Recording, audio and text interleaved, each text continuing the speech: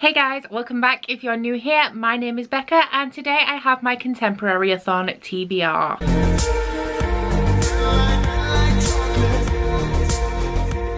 So the Contemporary-A-Thon, I believe, runs 3 times a year and it is hosted by Chelsea from Chelsea Darling Reads, Julie from Pages and Pens, Natasha from My Reading is Odd, and Mel from Mel to the Any, who are 4 awesome booktubers that I really love. So the idea of Contemporary-A-Thon is obviously to just read contemporary books across that week. You can read classics as long as they were considered a contemporary at the time they were written. You can read thrillers as long as they're in a modern day setting. It's kind of really relaxed and the only rules are that there can't be any real magical elements or supernatural elements in there. This round of the Contemporary-A-Thon runs from Monday the 11th of February to Sunday the 16th, I believe. So it's 1 full week of contemporary goodness. So if you guys saw my Bookopoly TBR, you will know that I am in no position to be taking part in readathons at the moment, but I have taken part in every single round of Contemporary-A-Thon, so there is no way that I'm going to miss this. You guys may know that I don't read much contemporary, but that is why I love to take part in Contemporary-A-Thon, because it really gives me a chance to focus on contemporary books because I am interested in them and I do own some.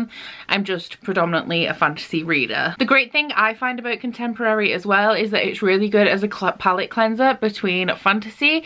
If I just need to take myself out of like fantasy worlds for a while, I pick up a contemporary that I think I'm really gonna love and it sort of like resets my brain and it's just like it's a lot more fun and a lot more chill. So there are 7 Contemporary-A-Thon challenges and I am pledging 4 books. One of them I am quadrupling up on the challenges for, but these books do aim to hit every challenge. So now I'm just going to go through the challenges and tell you what I will be reading. So the one that I am quadrupling up on the challenges for fits the challenges. Number 1, to read the most recent contemporary book you purchased or acquired. Number 2, to read a book with blurple, which is blue or purple on the cover. Number 4, to read a dark, emotional or hard-hitting contemporary. And number 7, to read a contemporary with some sort of picture on the spine. So for those 4 challenges, I'm going to be reading Girl Made of Stars by Ashley Herring Blake. This is the one that is also part of my Bookopoly TBR, so I'm glad that it hits so many of the challenges. But this follows a girl whose brother has been accused of raping the main character's best friend, and it is about the character being stuck in the middle and believing her best friend when she says that she was raped, but not wanting to believe that her brother could do that to somebody. And I'm guessing it delves into the family dynamics as her brother is being accused of rape and also testing the friendship of the main character and her best friend. I was gifted this for Christmas by Ali from Hardback Hoarder, so I'm really eager to get to it because I have been wanting to prioritize the books that were gifted to me by you guys. So I'm excited that I'm going to be getting to it now. You guys know I love a hard-hitting contemporary,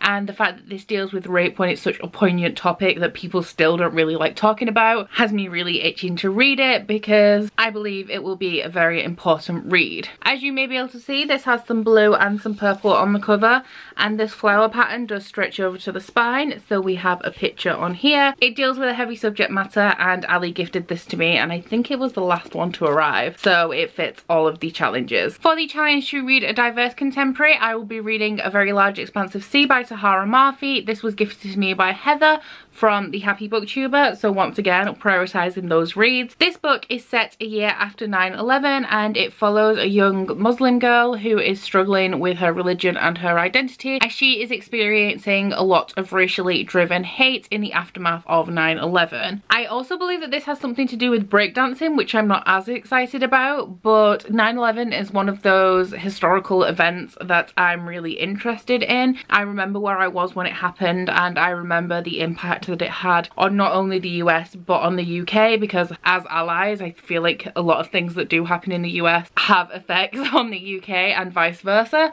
So it's always something that I'm very interested in because I remember it, like I was there when, well I wasn't there when it happened, but I remember it happening. So it's a historical event that seems especially poignant to me, and when I found out that this book dealt with the aftermath of that, I just knew that I had to read it. And as I'm sure you can tell, this book is racially diverse and that is why it fits the challenge. Challenge number 5 is to read a contemporary that you should have read in 2018 but didn't, and for this I will be reading an ebook on Scribd and I'm going to be reading Hopeless by Colleen Hoover. Sometime around summer last year I read November 9 by Colleen Hoover, which spurred me to read the Slam series by her, and I sort of committed to going through her work in chronological order because you guys may know this about me, but when it comes to like romance and contemporary, I like them to be either hard-hitting, taboo, or toxic and problematic. I have issues, I know. Hopeless is the first book in a duology or a trilogy by Colleen Hoover, and it is the next book that I should be reading in her work going along chronologically. And I also know that her work is really, really addictive to me and I can fly through it, so I think it's a perfect choice for this challenge. I believe that Hopeless follows two young individuals, a guy and a girl. They both have troubled pasts in some way, and I think that he's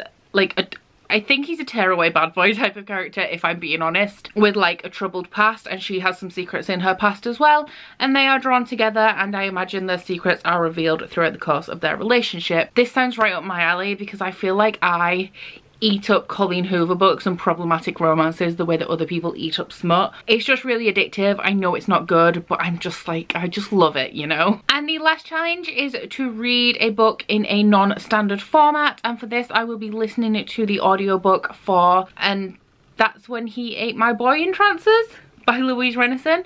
I can't hold it up because for some reason I don't own this book in the series like I do have the rest of them. But the Confessions of Georgia Nicholson series does follow a teenage girl, and it is in a diary style format, and it is her experiences with like puberty, boys, growing up, dealing with her parents, friendship group dynamics, and it is really, really funny. I really love it. I'm actually rereading this entire series because I never read the last book in the series, and that kills me because this was like my favorite thing when I was younger. So I have been rereading the entire series. I think that this one is book 6, and on my reread I have discovered that the audiobooks are narrated by the author Louise Renison, so they are absolutely phenomenal. If you guys do want to also reread this series, I would highly recommend the audiobooks for these. They are all available on Scribd. They are so funny. They are seriously hilarious. I'm not a huge fan of audiobooks, but I just can't get enough of these. I am going to at least start this in this week on my commute to and from work, but I do only commute by myself on 2 days, so I may not finish it, but I'm at least going to make a start on this audiobook. So that is it for my Contemporary-A-Thon TBR. Please let me know if you will be taking part and what books you are reading,